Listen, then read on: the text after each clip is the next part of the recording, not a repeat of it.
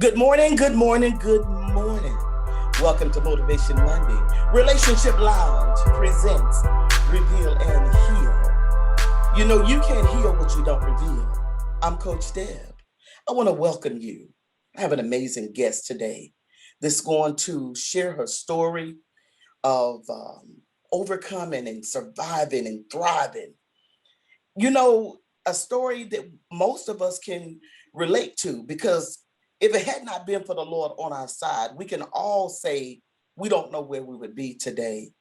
The topic, of course, is if God doesn't do anything else, he's done enough. I want you to go ahead and tag your friends. Go ahead and tag your family members. Go ahead and tag some people that you know need motivation this morning. You know, need, an encouraging word to get them through the week.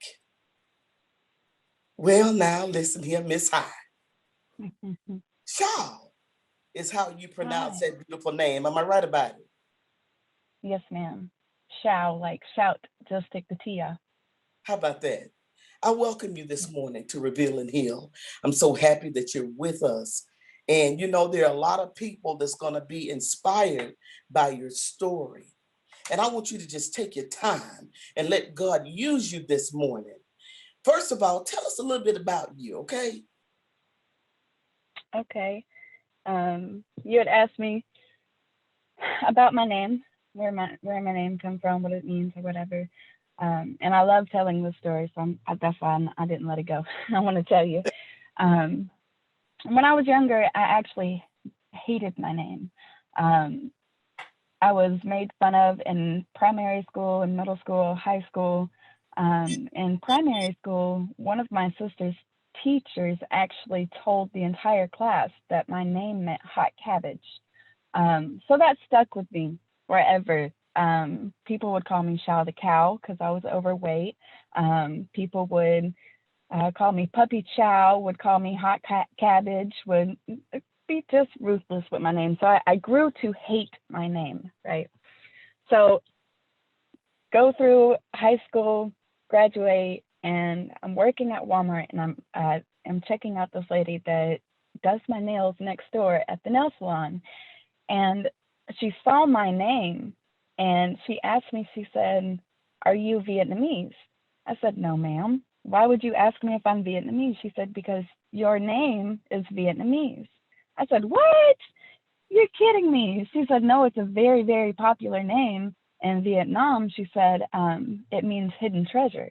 I said, "What? Hold on just a minute. Let me go. Let me go and check this out." So I looked it up, and sure enough, my name is Vietnamese for hidden treasure or diamonds and pearls. Catch this: my middle name is Marie, which means a sea of bitterness. So you put my name together, and it's a literal depiction of my story. Chau Marie is a hidden treasure or diamonds and pearls found in a sea of bitterness. Tell me that's not powerful, right? God Wow. knew exactly what he was doing when he gave my mom that name to give me.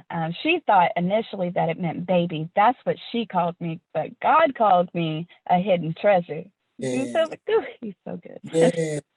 So, um, but I'm 31. I have three children. I've been married for 11 years in July. I've known my husband since my mom said I was 11, but I think I was 10. It's somewhere around that age bracket. But um, I've known him for over half of my life, and I've loved him for a third of it. um, and we have grown tremendously in the past 11 years. I got with him when I was 19 years old. Um, I had, like I said, been through physical abuse, sexual abuse, mental abuse, neglect, religious control. I had been through the whole 9 yards, and I had even got to the point where I was just done. At 19 years old, I was done. I would take any type of pill. I would smoke any kind of weed. I never did any crack or heroin. I'd never do it. I was never brave enough to do anything like that, but um, I would do everything else. And I just got to the point to where I just ran away from everything that I knew. You know, my sister, she moved to South Dakota. I didn't have to move away because I moved away up here. You know what I'm saying? At 19 years old, I had blocked off so many things. I couldn't remember. Shoot, I'm 31, and there's memories that come up that I just now remember because I had pushed them back so hard, so long. And it's crazy because that's what trauma does to you. You know what I'm That's it. saying? So at 19 years old, when I met Brandon, I was so thirsty and so hungry for love. And my God, when you talk about, I saw him with his mama, and I have never in my life, I that is absolutely the thing that turned me on the most about that man because out of all the things that my mama had done, now we can go through list or whatever. One thing that my mama taught me was when a man treats his mama good, that means that he'll treat you good too. She said, if he don't treat his mama good, then he's not going to treat you good, and you need to be about your way. So out of all of everything that we've ever been through, me and Brandon, that thought always lays in the back of my mind. I always remember how he loves his mama. And I think to myself, if he does it for her, you know what I'm saying? If I ever have an issue with feeling like he's lacking in this area or lacking this area, I know that it's there because I see him loving his mama. Do you feel what I'm saying? Yes, And so I saw that when I got with Brandon at 19, I saw that God, that beautiful love and reverence and respect, the order, the systems that were just in the home, just it. Oh my God, I loved it so much. I automatically just drew to that. That's where I grew. That's I got with Brandon, and that's where I just started growing. Like I did not want to leave his side. Mama Trudy taught me how to cook everything I know how to cook. Not because I forced her. I would literally stand beside the stove and watch every little thing that she was doing because I wanted to know. I never had a mother figure like that. So I felt so blessed to have, I call her my Naomi, because I mean, if anything, God forbid, ever happened to my husband, I know where I'm going. You know what I'm saying? Naomi in a roof all day. That's my mama. When I don't know, like that was our beginning. That's where we started, and that's what has led absolutely to today. Yeah. wow. That, Yeah. I can see that being definitely the story, of Ruth and Naomi. And I know Trudy. She is some kind of woman. She is a beautiful spirit. So I'm thankful that you're so blessed to be a part of such a great family. Uh, Yes. Indeed. I want us to I go back. treasure her. Amen. I want us to go back and talk about the earlier years. You Mm-hmm. talked about the traumatizing moments where it's like you forcibly or the memories are just suppressed. I say the Lord, He protects us and hide away that stuff until we're strong enough for it to be revealed, because we must come to the knowledge and the truth of our whole self. And I believe that those traumatizing moments, those terrible things that took place in our life, is a part of who we are. And when it comes to the healing, the full healing and wholeness of who we are and become, it has everything to do with all of that stuff coming to a head. Are you in a Mm-hmm. good place today? I am. I'm tired. I'm really sleepy. I've been up since 5 a.m. Oh, I dropped my blue. I am in a good place though. Um, there's there's a certain level of peace that comes with process, with allowing process. Um, like I said, I have had memories to be triggered and to come up now at 31 years old that are hard to deal with, but let me take that back, that are challenging to deal with, Yeah. but come with a sense of ease because of the peace that has come with the process. Mm-hmm. At first, the the the memories, I was high. I had to get high. I had to get drunk. I had to get something. I had to get absolutely and totally away from oh my God, there were certain moments that my mother hit us that I forgot about.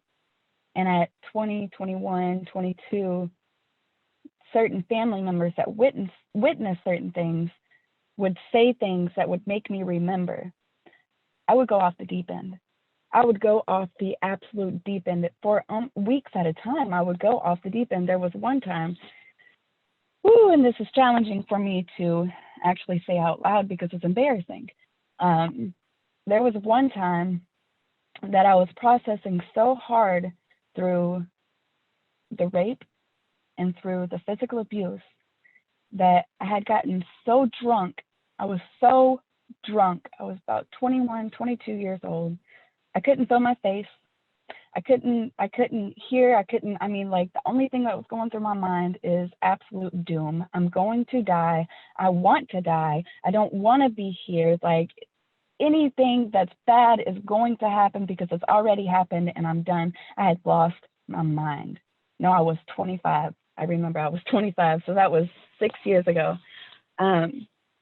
I think that was actually the really big moment that I started really understanding that I was needing to heal, because that night I ended up running through the woods that was in front of my home, tearing up my legs, my face, chest, and everything, because I ran straight through briar bushes.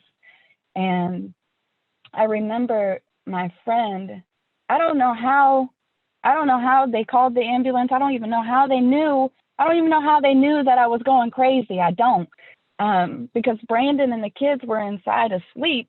I couldn't get Brandon to wake. I was screaming Brandon's name, like blood curdling, screaming Brandon's name, because I was freaking out. Like, I didn't know what to do. I just felt lost. I felt just out of control. Just crazy. I felt crazy. My friend Robin called the ambulance, and I'm trying my hardest to get out from them. They're handling me really roughly, like I was some kind of criminal. Like, I wasn't even doing nothing wrong. I was on my property. You know what I'm saying? I wasn't bothering anybody. I didn't see the issue with me crying and having a whole fit in the middle of the woods. You know what I'm saying? Like, I didn't want to be in the ambulance. So I'm laying in the ambulance screaming at the top of my lungs, Brandon, Brandon, Brandon. And I look up, and this all I remember is seeing Pastor Holly at the end of the ambulance. When I tell you, that man has been a dad to me. Wow. Like, people think that I just I love Pastor Holly because he's been a surrogate dad to me in a place that it's crazy, man. He's been there in those times that nobody else was there. You know what I'm saying? Like, where a dad should be. And I looked up in the ambulance, and I saw Pastor Holly, and I was like, you know what? I'm okay. But at that point, it didn't matter anymore because they stuck me with 2 shots in my legs. And the next thing I remember is waking up in my living room with Pastor Holly and Brandon sitting on the couch. That was the moment where I was just like, wow, I really, really, really need help. I really need. And because Pastor Holly was there that night, like, I don't know, I think psychologically that just like helped me trust him even more. So I was like more open to be like, Pastor Holly, can you help me? You know, you saw me in my most crazy moment. Can you counsel me through this? Like, I don't trust anybody. I don't want to just throw my story out there and be the victim all the time. Like, I am a victim to all these things, but I don't want to live this lifestyle anymore. Can you help me?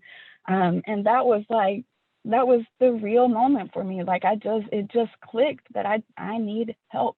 I need help. Yeah. Wow. I didn't mean to get emotional. Oh, yes. Listen, this is Reveal and Heal. And, you know, through our stories, other people are healed because, you know, they need to get where you are. You know what I'm saying? They need to get where you are, that you're able to talk about, you know. Yeah, I get what you're saying. Yeah. Absolutely. And you know what? The thing about it is, Precious, is that, you know, we are able to really see the need for God in our lives. See, these breaking points that have to happen really and truly reveals how we desperately need God in our lives. And God in your life has made the difference. And we're going to get there. So I want you to continue to share your process of healing. Okay. So that was told you pretty much, not pretty much. There's so much to go on. Let me just rewind. Can I rewind? Can I go to Help the yourself, beginning? honey. Can I go to the Help start? yourself. Okay. So I knew in my childhood, first off, that God was real. I never had to go to a church to know that God existed, if that makes sense. Like there was at first no title for him other than God. Like there was no idea of religion or anything like that. So I knew that anywhere I was, that God was there. One of the first memories I have is walking down our driveway at 4 years old, 5 years old, pitch black, dark. My mom made us walk down a quarter of a mile long hill driveway to go to the bus stop. It was just me and my sister. My sister's 2 years older than me, so she would have been 6 or 7 years old. So we're walking down to the bus stop, and mind you, at this time, we've not been in church. My mom was a bar hopper, was karaoke all the time, like killing it. My stepdad was a bass player and killing the karaoke, like they was living that whole lifestyle at the time. But still, we knew God existed. We was walking down the driveway, and we was scared to death because it was so dark, daylight savings. And both of our flashlights went out at the same time. Like, it didn't make any sense. Both of us were terrified because we're surrounded by woods. Like, when I tell you my mom lived out in the middle of nowhere, there was nothing but woods surrounding us, literally living on 40 acres of land. Okay, creepy. It's so creepy. Just waiting for a coyote to come somewhere. Anyway, so we're sitting there. And I know in our, if somebody looking, and the way I'm about to explain the way we said it, it kind of sounds like we just had like this magic show or whatever, but it was incredible faith. It had nothing to do with the magic show or anything like that. But we looked at each other, and I said, I bet if we ask God, if we ask Jesus, it'll work. And I said, on the count of 3. And so I said, 1, 2, 3, and we said, in the name of Jesus, work! And we threw our flashlights like this, like we just did this. Both of them came on. Now, of course, I'm sure somebody would say there's some scientific explanation or there's some type of something. My 4-year-old mind wasn't caring about no scientific explanation. I wasn't caring about nothing. I just knew that when we both stood there in agreement and said, in the name of Jesus, work, we knew that these flashlights were about to give us light to get down to the bottom of this driveway and be safe.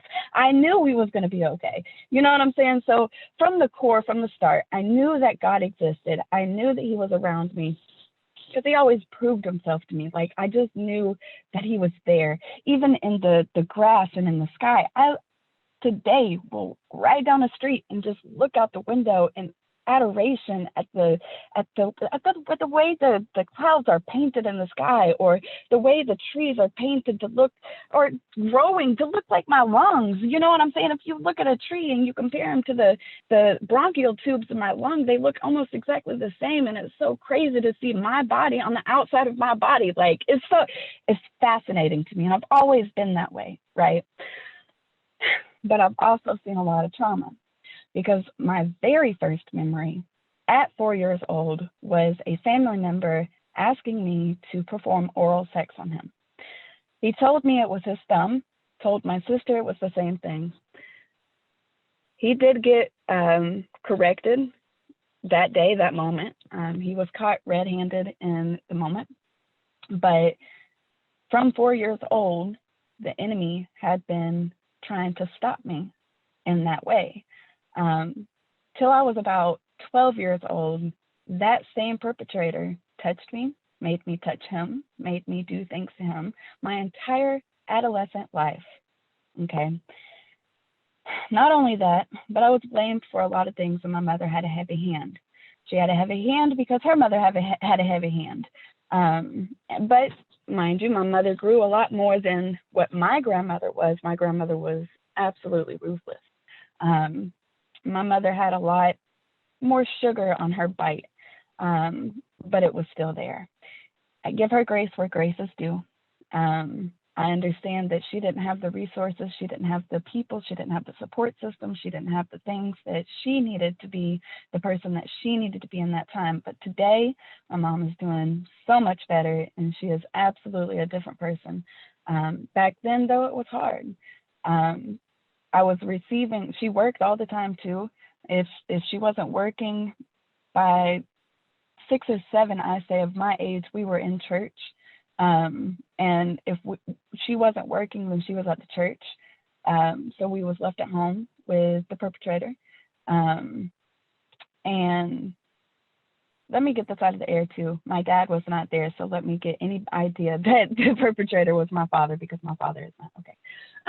But we were left there with him, and it happened every day. It happened all the time. And then he would do stuff, and we would get blamed for it because he wouldn't get blamed for it. It was just totally crazy, totally whack.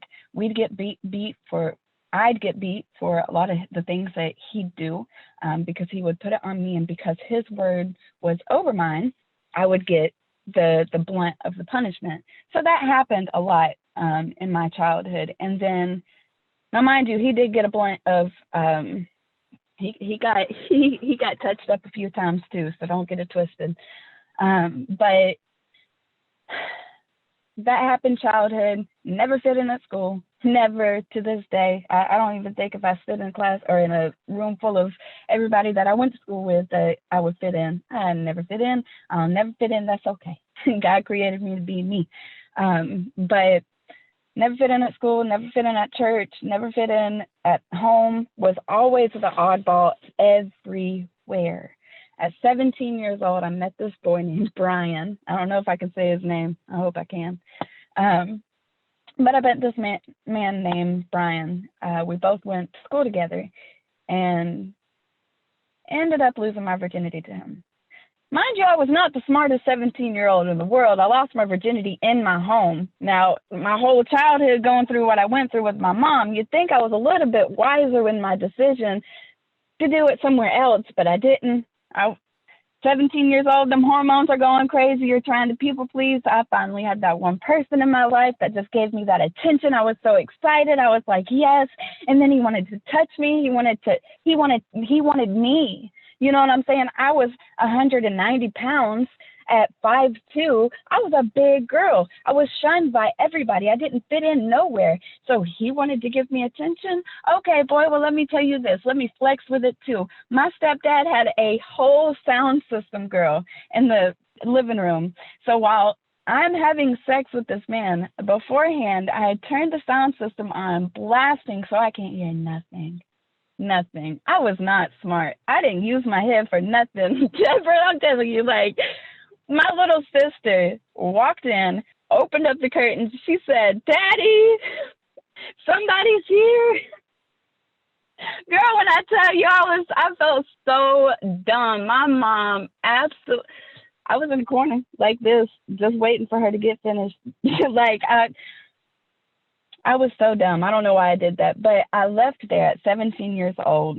The next day, he told me, I came to school and I had bruises around my neck from where I had curled up in a ball.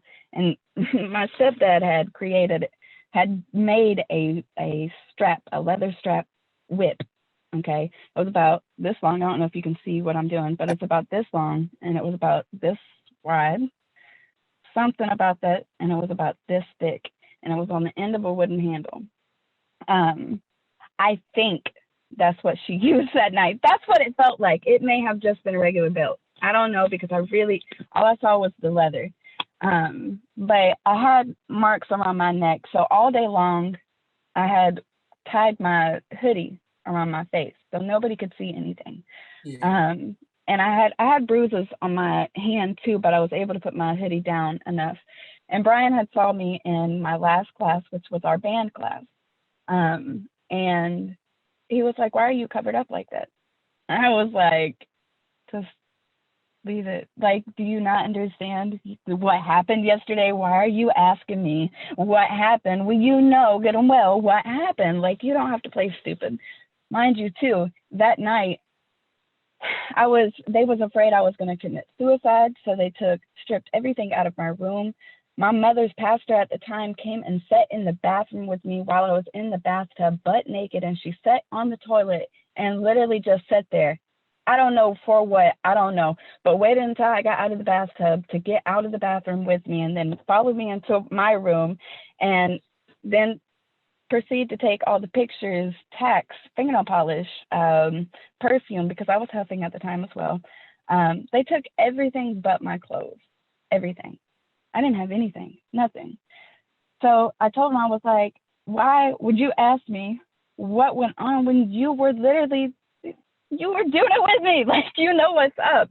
And he pulled my hoodie tie loose, and he pulled my hoodie back, and he saw the mark on my neck, and he said, you're not going back there. I'm not taking you back to that house. He said, the only way I will take you back to that house is if you're going to get clothes. Okay, but the thing is, I only had one outfit because everything else didn't fit me. Nothing fit me. I had a pair of blue jeans and a t-shirt that I was wearing constantly. I was literally washing it and drying it, washing it and drying it.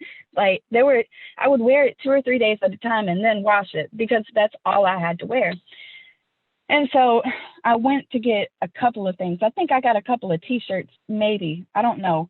But just a couple of things, and he took me to my dad's house. By this time with my dad, I was 17 years old.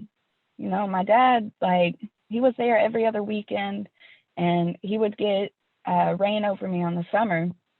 But most times I went to Mississippi during the summer. You know what I'm saying? I wasn't even around him. All he did was work.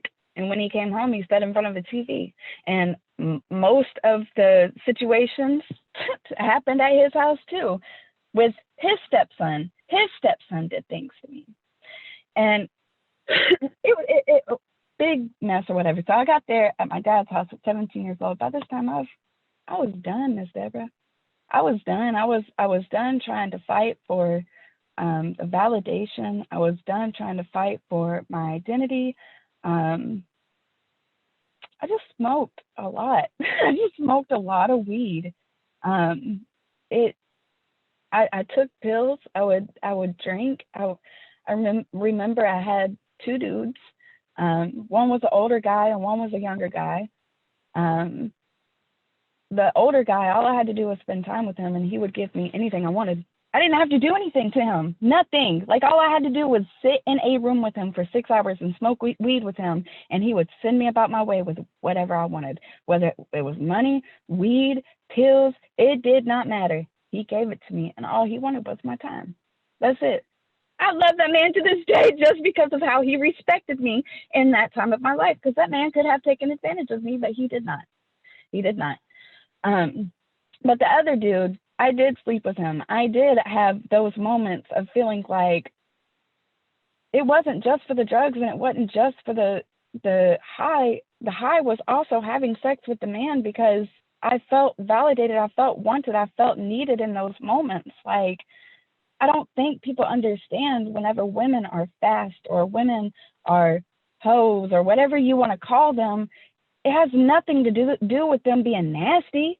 It has everything to do with them screaming for help, screaming for somebody. Will you please see me? Will you please understand that I've not had a consistent father figure, that I've not had a consistent man in my life to show me what love is?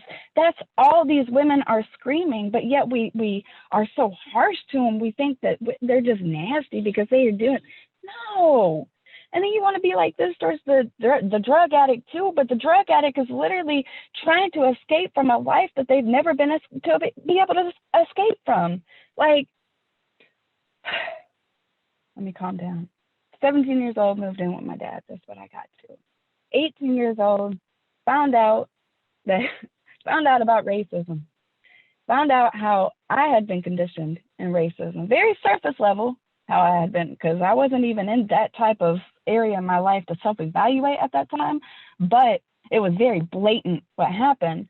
I'd gotten with a young man named Cambrell. Now, he's already given me permission to share his part in my story, because he's actually in my book, because he really was a stippler moment in my process. I had never been with a black man. I had never considered being with a black man, not because I hated black people, not because I had been taught that white is white, black is black. They don't mix. Like, you're not, my family's from Southern Mississippi. My daddy was born and raised. I don't know if you can hear it in the roots of my vocal cords. I'm telling you, straight Southern heritage. I just found out just a couple of months ago that I got people in Mississippi that's been in the Klan. I didn't know that. Like, that totally shocked me. Like, but that's the type of people that I come from. So it was never something that I was supposed to do. Cambrell, though, girl, he was a breath of fresh air. I walked into that school. He walked past me one day. He had dreads, the most beautiful dreads I had ever seen in my life. He smelled so good. He smelled like a whole cocoa bean. I'm telling you, like, he just smelled like, to this day. Like, I'm just like thinking about the way he smelled.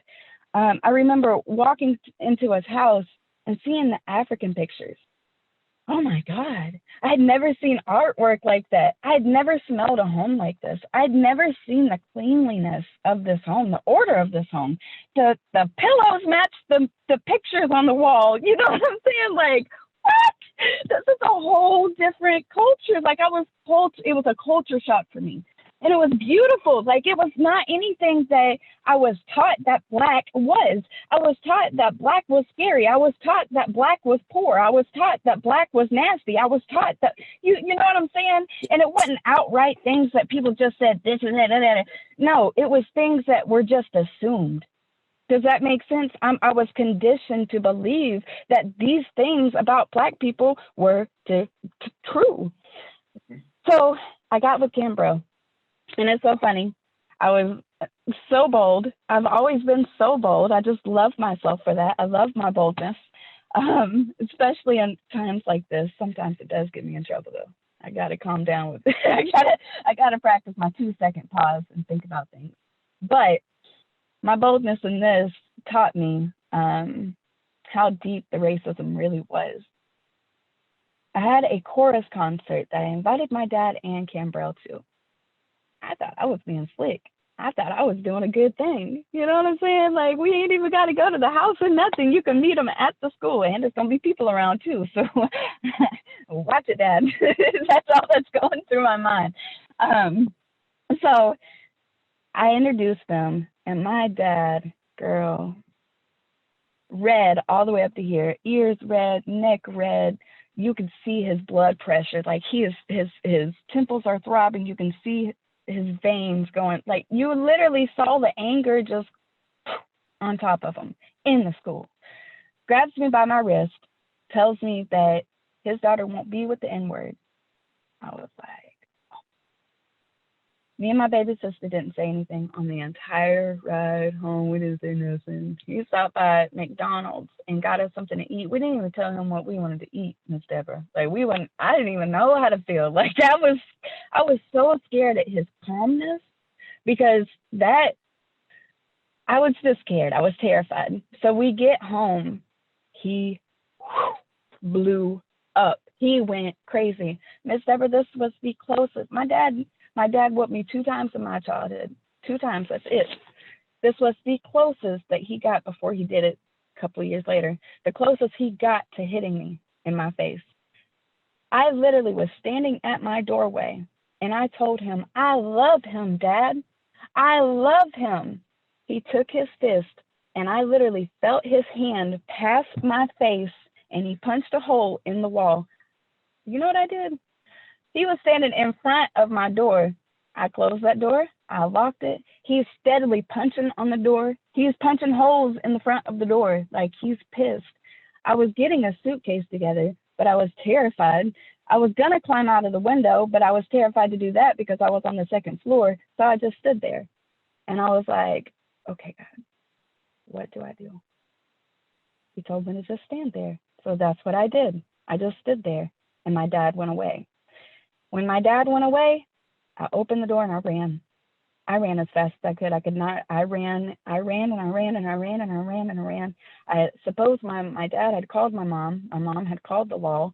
My godmother's son actually came up to, was the police officer to evaluate the situation. He came up and he asked me, you know, what are you doing? Why are you doing this? And I told him the situation. He told me I was wrong. He told me I needed to go back to my dad's house and let my dad protect me. And I was like, you're a fool. You got me twisted. I am not going back to that house. No way. Next day, not the little boy at the time, I call him little boy. He was a boy at the time and made boy decisions at the time. He had ended up cheating on me. So all that issues and all those things that I went through with my dad, it wasn't for no good, because I didn't need to be in that situation. I didn't need to be taught more hate. You know what I'm saying? I didn't need to be conditioned more. But in the time, I just didn't go back because he scared the hell out of me. I'm just being honest. Like, that just scared the hell out of me at 17, 18 years old. You're a 250-pound man at 6'5", and I'm 5'2". You know what I'm saying? Like, this is totally inappropriate behavior. So I didn't go back. I went and lived with my girlfriend until I had graduated high school. And when I graduated high school, that's when I met Brandon. Actually, when I graduated high school, I spent that entire summer losing weight. I graduated high school at 230 pounds at 5'2". I was 5'2" at 230 pounds. Solid too. I was able to squat my own body weight. I could squat 230 pounds easy. And then I could bench 190. I was a beast, girl. Mm-hmm. I'm an 18 wide pants, girl. I was solid. Mm-hmm. But I wanted to go to the Army. So I needed to lose all of that weight. So from the time that I had graduated high school to December, so that's August, September, October, November, December, 4 months. Think about this timeline, okay? 4 months it took me to go from 230 to 140 pounds. I was in the gym every single day, 8 hours a day, eating nothing but chicken, eggs, and tuna. That's all I ate for breakfast, lunch, and dinner. I didn't eat anything else. I had no sodas, no coffee, no sugar, no nothing but water. That's all I had. Absolutely disciplined. My regimen in the gym was, I'd sit an hour in the sauna at the beginning of my workout.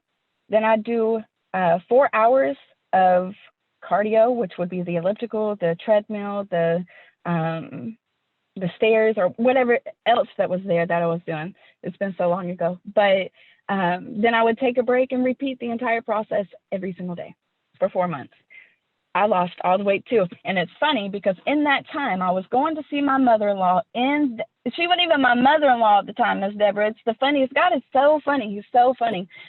I was literally going to Harbin Clinic because I knew that Trudy Hammond worked up at Harbin Clinic, and I did not want to be embarrassed about my weight.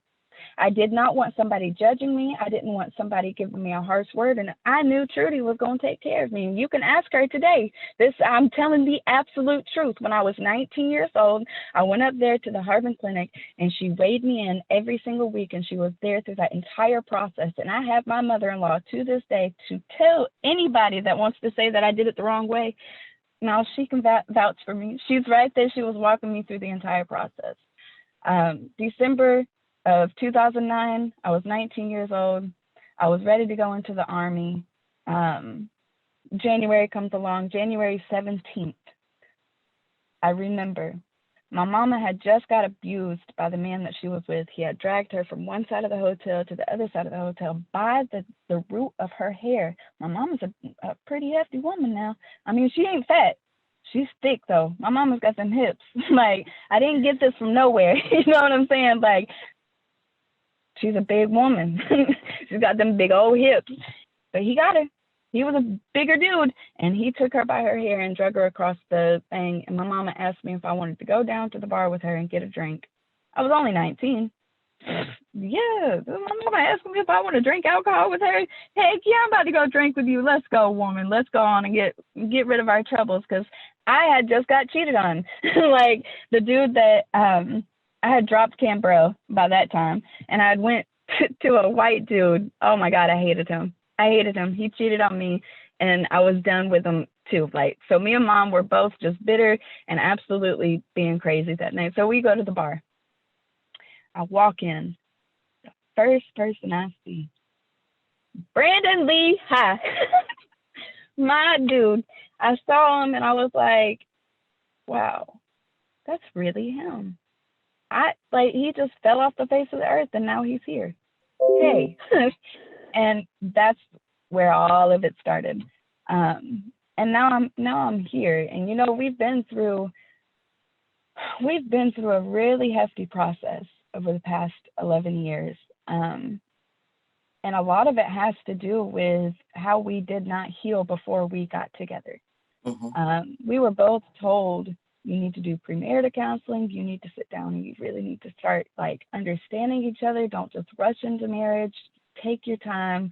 You're still a baby, da da da. But these were coming from the people that hurt me my entire life. Why would I listen to you? You know what I'm saying? But at 31, after going through everything that we've been through, a lot of heartache, it would have been prevented if we had taken the time to do the premarital counseling. Because it's very important for us to weigh ourselves not against our idea of self, but against God's idea of ourselves. Exactly. A lot of times, women that have been through the same issues that I've been through, when it comes to a man, they'll absolutely and totally do everything contrary to who they are so they can get the validation and the approval of men. It's so crazy that we go externally, we look externally so hard and we get depressed and we fight and we push and we try everything on the outside to fill this void that can be filled by just taking a moment, 20 minutes when you wake up in the morning, 20 minutes after 20 minutes when the kids go away, 20 minutes whenever you're going to the store, 20 minutes that you set aside for you and God to build that validation, because who he is who I am. He told me that I'm created in his image.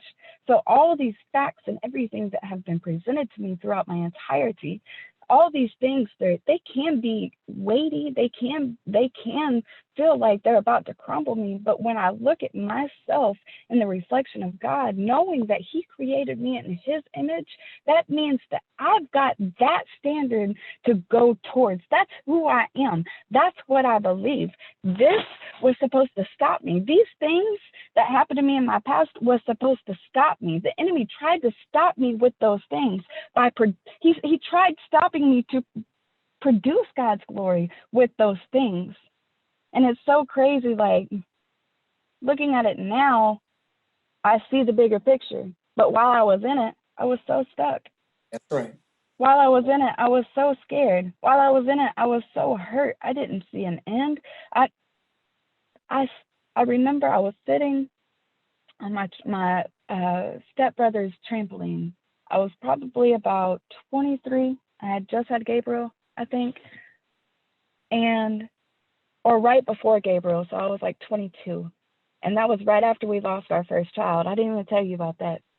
But that was right after we lost our first child. I had got hooked on that legal spice, that legal weed. I don't know if you know what that is, but it may as well be meth. I lost so much weight. I sold everything in my house, all of my possessions, but my guitar. Like, I'm so glad too. Like, my guitar is my baby. But I was strung out, and I remember laying on his trampoline, crying my eyes out, begging that God killed me. I begged God to kill me. I begged him. I cannot tell you how many times, first off, I've cried on that conversation. God, forgive my stupidity, forgive my ignorance, bless my life, give me longevity, like, curse those words that came out of my mouth. Like, that is not my truth. That's not what I want. that was the sickness. Kill the sickness, not the person, God. Like I've had to go through it, but I've also taken a giggle moment from it too, because it's so funny that we get into these places where we feel like we can't see an end, that we're just so despaired. We just get to where we feel like, oh my God, it's just the end. God, just kill me and let it be over with. Like, we're so selfish. We're so self-centered. Like, it's so funny, but the balance is when we take our focus off of self, when we take our focus off of what we try to control, and we put our focus on God and who He is, it changes everything. And then it's not a magic show, it's a literal change of your mind. You literally have to study your word, pray. You have to be in His presence. You have to, this is an everyday thing. And it's not something that you have to be in your kitchen talking about, yeah. It ain't got to be nothing like that. I made biscuits this morning and grits and sausage standing at my stove. I didn't make a sound. I didn't make a noise. Nobody knew I was standing there praying. Nobody knew I was sitting there contemplating God. Nobody knew that I was sitting there meditating in the moment. Nobody knew that, but I was. And it takes those times for us to sit back and just reflect on God, meditate on His goodness. Remember the scriptures that you wake up to read in the morning. Meditate on that word all day long. Apply it to your heart. If you're going to church, listen to the word and really apply those words. Don't just be going to church to try to get validation from man. Bump that. I'm 31 years old. I might live to see 91. You think I'm about to live the next 60 years? I've already lived 1/3 of my life. You think I'm about to live the other 2/3 of my life trying to make you feel all right about me, brother? You got it twisted. I've had to spend the last third of my life trying to make me okay with me. You know what I'm saying? Right. I don't have time anymore to entertain people and their feelings. I don't have time to please people's emotions. Right. Even in ministry, standing forward and going forward, it is what it is, baby. If you don't like my style, it's cool. I'm cool with that. Like, we all got our own style of worship. We all got our own things or whatever. But the point of the matter is, when God is the focus, it don't matter what I look like. It don't matter what I sound like. It don't matter what I don't matter. I'm a vessel. God is what matters. Our focus needs to shift off the idea of our ideas of self and our ideas of people. And the same processing that we've gone through ourselves and the same grace and things that we've been extended in our own process, we need to start really learning how to apply that for other people as well.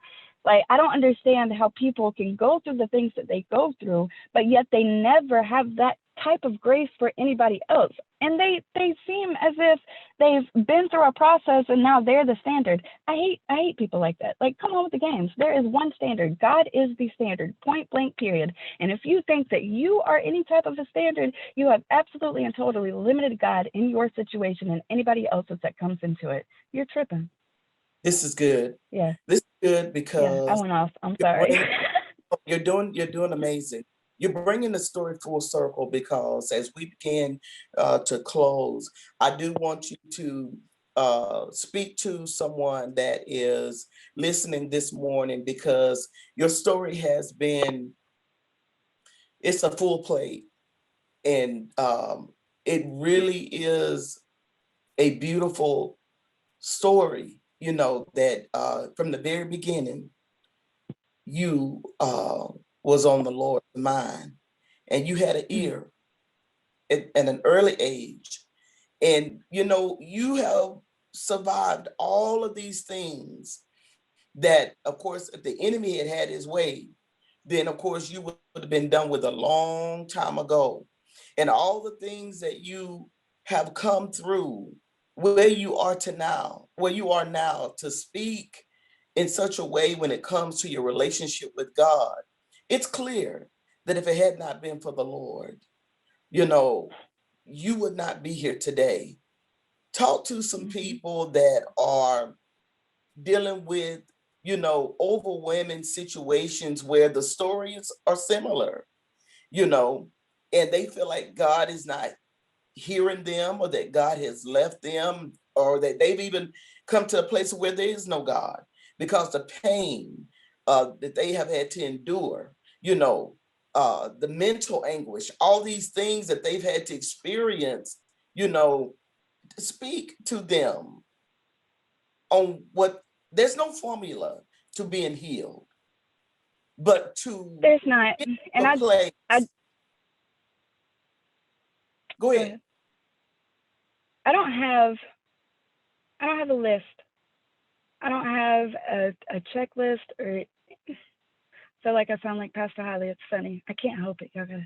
I've been under him for 10 years, but I don't have a list because a list has never been given to me. Any time that I went to Pastor Holly, of course, I've had the counseling moments and the therapy moments.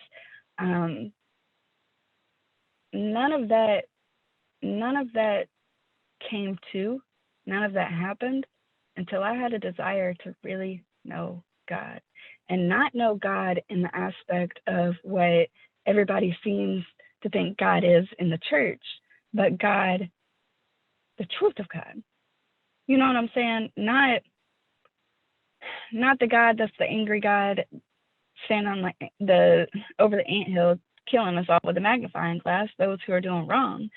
God is not vindictive.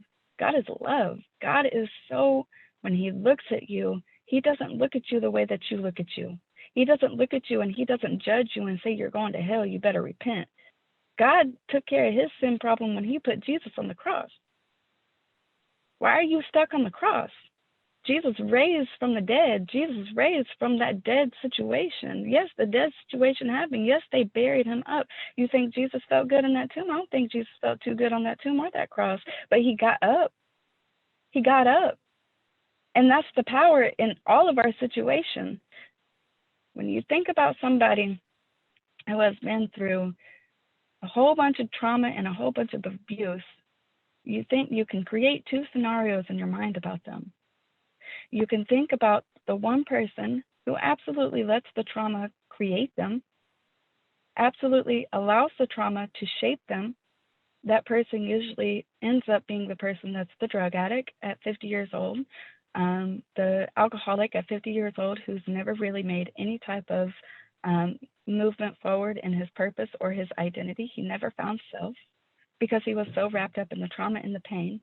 Or you can create the other scenario of the person who says, I've been through the pain, but the pain does not define me. How I went through the pain and how I'm healing from the pain is what defines me. There are two types of people in this world, and you have to choose for yourself whether you want to be the victim or you want to be the victor. It has to be your decision because we serve a God who is a true gentleman. He will never push the door open and kick the door open and make you come in, but yet he knocks on the door gently. He knocks on the door with patience, and you have to go to him with an open heart and be willing to really self-evaluate, not to validate your victim stance, but to validate who you are in him. Go to him with your open heart. And you know what?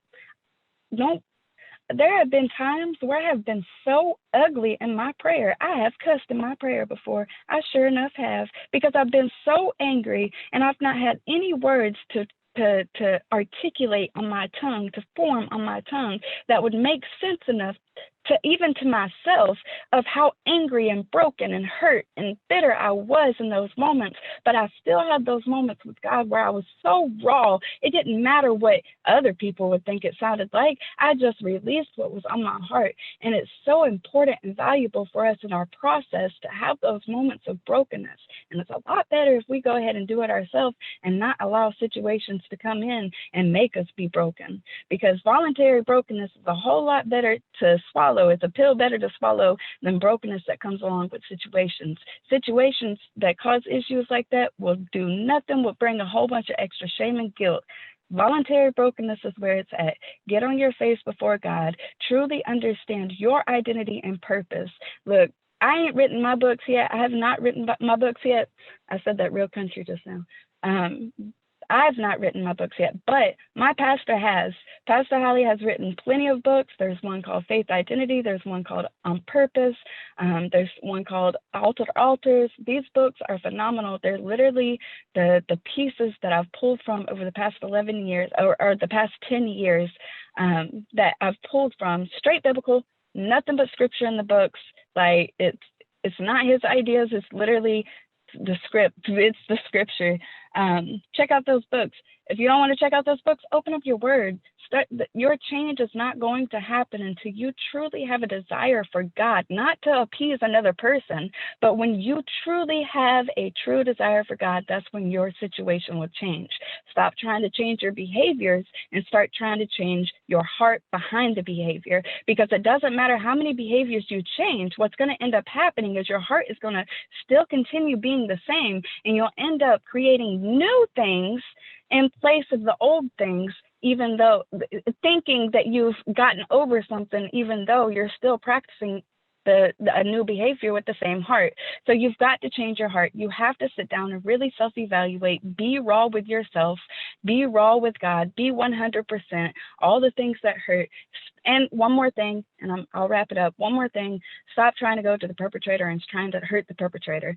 Stop trying to get back at the perpetrator. The perpetrator is dealing with enough. He knows exactly what he did. And every time you go to him and you tell him what you did, and he fights back at you and tells you that he didn't do this, he didn't do this, he didn't do this, he knows that it's adding to your wound. He knows that you're not doing nothing to him. You're not bothering him. You're not hurting him. You're not doing anything. You might be causing just a little bit of guilt for a very brief moment, but as soon as you are going absolute in, they already know they have the upper hand because they have control of your emotions. Stop allowing the perpetrator to control your emotions. Be free from yourself. Be free from the perpetrator. Forgive yourself for putting yourself in those situations. Forgive the perpetrator for doing those things. Forgive the situation. It's time to move forward, and you cannot go forward with bitterness and foolishness in your heart. Fix your heart. Allow the process. Allow God to really seep into your heart and go forward in your healing, baby. Wow. Oh, wow. Thank you for your transparency. Thank Yes, you ma'am. for allowing God to use you. You know, we talk about being used by God, and I think a lot of times we look at the dressed up piece. You know what I'm saying? Mm-hmm. The awe, and you know, the accolades and the pat on the back and all these things. But being used by God most times is the ugly that we have to reveal, because what happens is people are able to see God as being the hero. You know what I'm saying? It's like God is being the healer. God is being the deliverer. So he does get the Mm-hmm. glory. Not so often when everything is, you know, people question if it's real or not. You have spoken to a lot of people this morning. You have Praise spoken God. to me and reminded me, as I so often, you know, look in the mirror and just thank God I'm still here. With so much that have gone on in my long life, I'm still here. I made it. You didn't win, Satan. You didn't win. Thank you so much. But you You're got welcome. something you want to add? Go I ahead. do. I got one more thing, because this is the situation that I've been faced with. A lot of times people think that because their situation is not as bad as another person's situation. My story is pretty rough, man.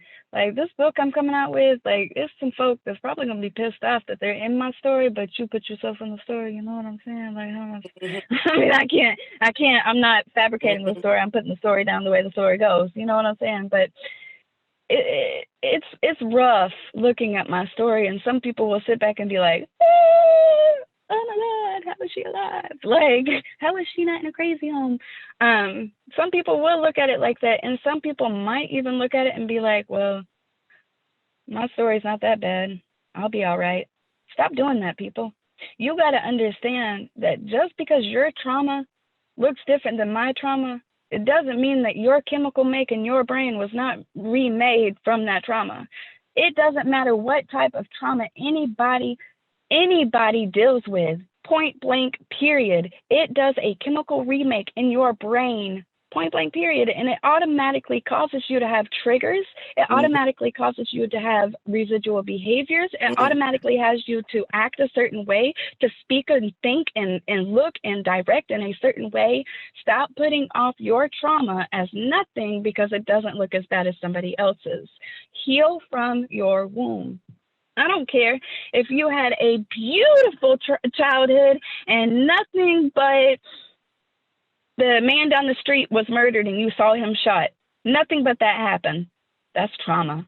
And that shaped and formed something inside of you to this day. If you've not addressed it, it shaped something and changed a chemical in your mind. If you've not dealt with that trauma, you need to deal with it. Point blank, period. It doesn't matter how great you think it is or how minute you think it is. Deal with the trauma. It's time for us to really reveal and heal.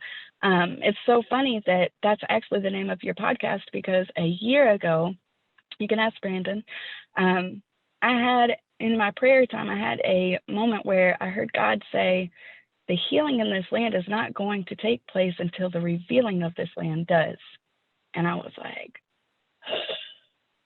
that makes so much sense, because of course that's first off biblical, then it's us. You know what I'm saying? Like, put that in your just personal life. Reveal what needs to be healed. You cannot heal a wound that's not healed or revealed. Point blank, period. So it's time to stop putting limits on your healing, to stop putting limits on what happened to you. Stop pulling yourself down and making it seem as if this wasn't as bad or this is not as bad. Heal. Yeah. Oh, wow. Motivation Monday. Our quote today is, Amen. Always remember that your present situation is not your final destination. The best is yet to come. So we got to keep on living. We got to keep on living, keep on forgiving. Thank you so much for being my guest today on Relationship Lounge presents Reveal and Heal. Oh, wow. Yes, listen, I recommend the replay, guys. Replay, because so much was shared to where you're going to need to replay it so that you can go back and get some stuff. Because if you're like me, you get lost in certain stuff that was being said, and then you had to hear up and catch up, because it's like, woo. Thank you, love. Thank you so much. Ladies and gentlemen, listen, you can't heal unless you reveal. Please follow Relationship Lounge, Reveal and Heal on all social media. I love you all. Thank you so much. Remember to love yourself, love everybody, and be an example. I'm Coach Deb. Have an amazing day. You deserve it. Thank you, baby.